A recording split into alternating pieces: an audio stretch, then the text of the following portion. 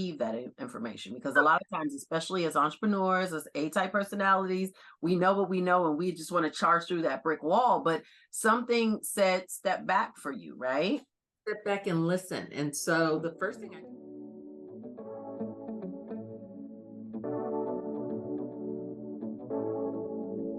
Hi, and thank you for joining us today on this episode of Road to Recovery. I'm your host, Ronda Jackson, serial entrepreneur and small business advocate. And today's guest, Miss Debra Hunter, president of Information Design Consultants. Welcome, Debra.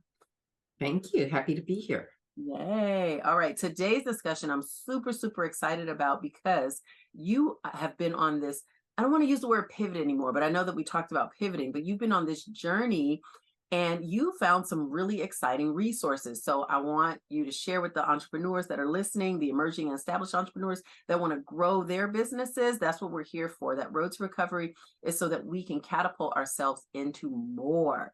But because the people listening don't know you and aren't as near and dear to you as I am, if you'll just take a second to introduce yourself.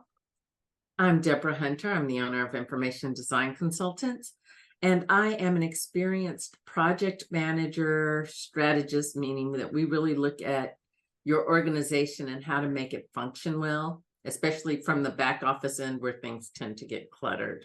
Our focus, though, has been transitioning to primarily transit, and I've got a great story about that. I know, and I'm excited for you to share that story. But one of the ways I like to start the show is I like to ask the guests for one word they would use to describe now. What's your moment now? Reimagining. Okay, say more. Reimagine. So you mentioned using the word pivot and that it's almost overused. I don't think of what I'm doing now as pivoting. It is really reimagining the business that I'm in. So I come from a software background, as do most of the people that work with me. And a few years ago, I was lucky enough to work on a performance specification for a heavy rail vehicle for LA Metro. And I worked with some great engineers from WSP, shout out to Andy Fromm, and realized that I could have been a real engineer. I loved it. I loved the mechanics of it. I loved making sure that all the pieces fit together and worked properly. And so I decided to make a shift. I love that. Okay, now speaking of shift, this is a little bit different. This is your entree into not a new industry, but a new client base. Is that the best way you would describe it? It's no, because I was doing some work in the same place kind of businesses, because everybody needs software. You need human resource information systems, you need procurement systems, you need waste management systems. So we were doing a lot of that kind of work, but this is really subject matter specific and it's very, very detailed, and the stakes are higher, right? When I was doing payroll systems, if we messed up, okay, somebody got a check they didn't deserve, they had to give it back, right? We paid you $50,000 instead of $10,000, you got to give it back. But with rail vehicles, there's all the safety stuff. If one of those trains comes off of the track, the consequences are so much more severe. Very much so. And so the intensity of making sure it's all right. Okay. So I hear your expertise in this area, and I hear your passion too, Debra. So guns a-blazing, you're ready to go to this. What did that transition look like? Because once you've identified something that you really want to do or really want to pursue, or you see how you can add value to something, what was the process for you to get from not even A to Z, just to go from A to B? I would say that I floundered for a year or two, just trying, because it is a very kind of closed industry, so to speak. So I used to work for Pricewaterhouse, and our joke was if you worked for Pricewaterhouse, you'd ultimately work for KPMG or Deloitte. And we just kind of cycled through the different consulting firms. Right. Well, the same thing happens in the industry of rail vehicle design and acquisition. So Parsons Brinckerhoff to Alstom's, to STV. And so the same people. So it's a circulating population, and it was hard to get traction. So what I ultimately, and then I thought, oh, the SBA is a great way to go. Okay, but wait, what I just want to highlight what you're saying though is that you went through this internal editing progress trying to navigate on your own using your own maybe your network, maybe your personal experience. And I'm gonna even venture to say that you use Google. But it sounds like you identified some gaps. What was maybe one or two of the biggest gaps that you identified in your analysis? The biggest gap was I was not known within that industry. So I had been in technology for years. So I knew people from Women in Technology International. I knew Blacks in Technology. I knew people at Microsoft. So I was not a newcomer to that community, where I was very much a newcomer to this other industry.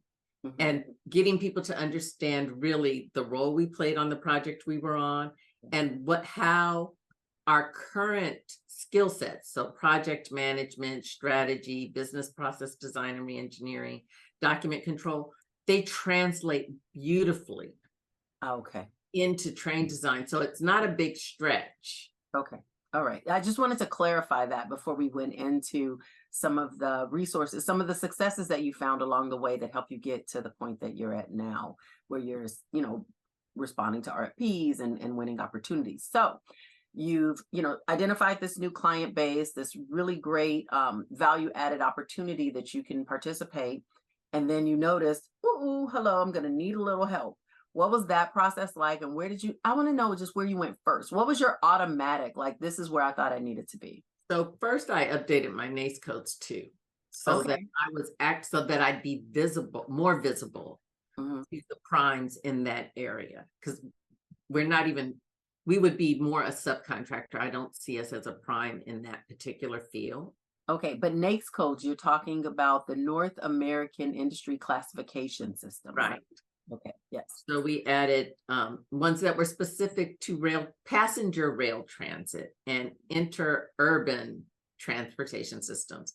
And we expanded to say, okay, well, that's still really pretty narrow, but it sets us up for participating in high-speed rail. But we'd also look at zero emission buses because it's the same kind of design principles. And so I had this brilliant idea that I would go be an SBA 8A program because they had the sole sourcing and the set-asides. And this very nice man hurt my feelings because he was like, oh, you are not ready. Your back office is not ready. Okay. And he was right. His observation was, because it's the 8A program, it's a one-shot deal. You get 9 years in the program, and then they expect you to be able to fly on your own. So the more time it takes you to ramp up an 8A, the less time you have to build your clientele and be ready to soar on your own at the end of your 9 years. Exactly. So I want to highlight though the fact that there are resources that the Small Business Administration does offer. And I appreciate how you looked at a contracting vehicle to be able to get you closer to those end users and closer to those opportunities. And then once you've found out that, I mean, like I said, I appreciate it. I mean, you said he hurt your feelings, but wouldn't you rather someone tell you that in the beginning? I mean, like, what lesson did you learn in that moment? Absolutely. So his observation had been, and he was a committed professional, that a lot of smaller firms got into the program and they were great during the program, but then as soon as the program was over, they weren't ready. Right. So their back office systems weren't together, their books weren't together. So I took his advice. Like I said he hurt my feelings, but I felt so much more informed. I believe we spent like 2 hours on the phone, and he was like, you need to do this. It needs to look like this. And here's where you can find this. So he gave me homework. Okay. And so can I say that at some point you humbled yourself to receive that information? Because a lot of times, especially as entrepreneurs, as A-type personalities, we know what we know and we just want to charge through that brick wall, but something said step back for you, right? Step back and listen. And so the first thing I did was I was a QuickBooks Pro advisor, but I was not a good bookkeeper. And it was usually the end of the year with the shoebox full of paper, and my checkbooks were reconciled, but the rest of my accounts were a mess. Okay. I hired a bookkeeper. not, and when I looked at how much of my time that freed up to work on the other items he told me I needed to address. Offices, and even as a specialist in systems and operation, even some additional assistance there. Where'd you find those resources? SBDC, Okay. NAVO LA. I also joined the American Public Transit Association, which initially I was like, oh my God, these dues are steep. But in the 2 years that I've been a member, I've learned so much. It's been a great way to meet people in the industry and start to establish a presence in that community. Mhm. So it's been good. But what I also hear, Debra, is that you invested in yourself. Oh, absolutely. So You this took- year for my birthday, Yes. my birthday present was to attend their the APTA Small Business Conference. Now, fortunately, it was in Hawaii. Mhm. So it was a lovely place to spend my birthday, but the meetings were great, really getting a good handle on what was happening industry-wise. And then, of course, with Joe Biden's infrastructure bill, I knew that there would be funding for ongoing work in this area. We are the last first world country that does not have effective high-speed rail. So, Debra, that is a startling statistic. I mean, because I know that in a lot of like European countries, even in Japan, commuter rail is all the business, right? So where are you at in this journey? So you've identified, you've translated, you've grown, sounds like in some areas, but where are you making the most impact? Where are you now? So I thought, okay, it's really time to make that leap. And so I'm participating in the Goldman Sachs 10,000 Small Business Program out of Long Beach, CC. And yes, I know you're alum. Alum, yes. And I'm loving it because my goal is really to shore up my back office while at the same time taking my movement into this industry as a growth opportunity for my business. Okay. And really where I know that I've fallen down in the past is I come up with great ideas and growth plans, but really being able to stay on track in terms of execution. Yes. And so this time I'm lucky because I'm executing as I'm working through the class. Okay, so what I'm hearing is that you already have the ingredients. It's now you're in a position to be able to put them in the right order to get the results that you're looking for. Yes. So I'm actually learning some new stuff, but at the same time, when we're talking about social media and marketing and really working on forecasting and what kind of cash flow do you need, really laying that out in a very strategic way. That's been amazing. So, and is that different for you as a business owner?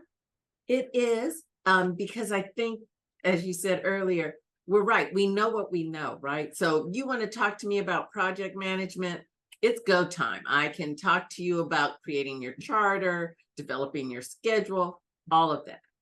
But it's the back office infrastructure that you need so that people get paid on time, that your hiring processes are right, that your human resource policies are written and published so that you can give them to employees. Little things like that when you're running around, you don't necessarily take care of. And then helping me really focus on my business development efforts. Okay. So actually even acquiring clients, now you're this project management powerhouse for high-speed rail, but having the systems and processes where the client experience of your business matches your intent and passion and effort as well. That's what I hear you saying. Trying to get our project portfolio to reflect our commitment to that particular industry. So that off of the top of my head, it was, I wanted 60% of our client work to be in that area. And we're not restricted to California. We will go where the work is. Okay. So if Texas is doing high-speed rail, we can go there. The Eastern Corridor, we can go there. And we're certified. We did additional certifications in New York and Massachusetts because they have a lot of rail work happening. Very nice. I was just going to say, have ticket, will travel. Okay. So what advice, through that journey and just to quantify it, what's the time frame from shift to your signing up for the program? What's that time frame? I think it was probably about 12 months. Okay, so almost a year. Okay. All right. So now in that year, and from where you're standing, maybe looking back or looking forward, what advice would you give other small business owners that are looking to make shifts in their business? Well, I wouldn't even say there's shifts.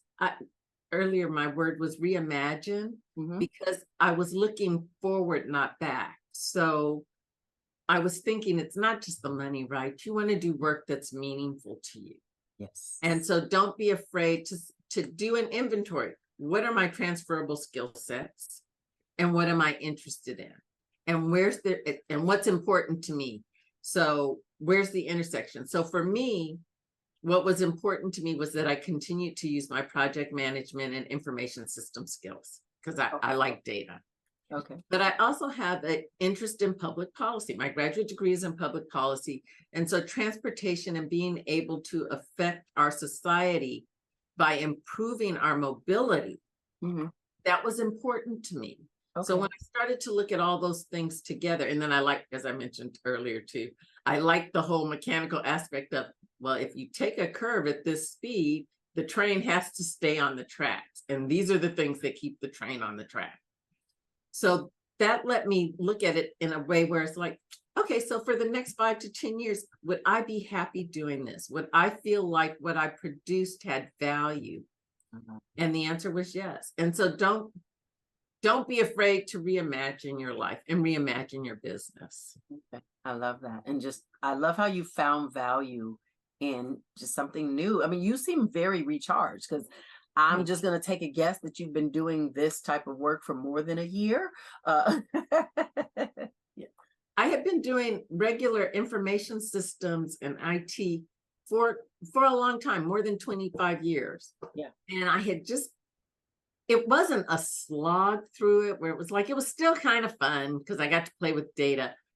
But I noticed that my face did not light up the way that it did when I was working on the performance specification and finding it interesting. So sometimes I think you need to try something new just to kind of push yourself. Yes.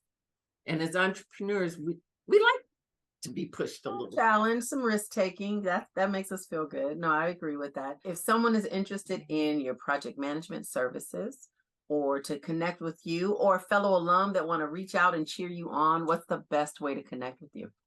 I would say email me, but I'm more likely to answer my phone first. So my phone number, call me 310-367-6875 and just leave me a message and say, hey, can we talk? I can always spare 50. You never know who your next client or your next colleague is going to be.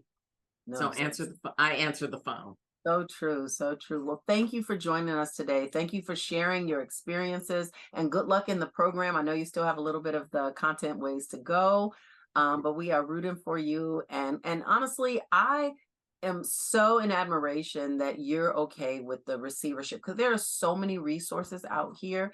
But if we don't position ourselves, one, oh, I don't have time, or I don't have this, or I don't have that. So that was one of the things that, in the beginning, I wanted to highlight that you're investing in yourself, which grows you, expands you, and just makes the world a better place just in that in itself, Debra. So congratulations. Thank you. And thank you for having me. And I say entrepreneurship, it's exciting. Yes, it is. Very much.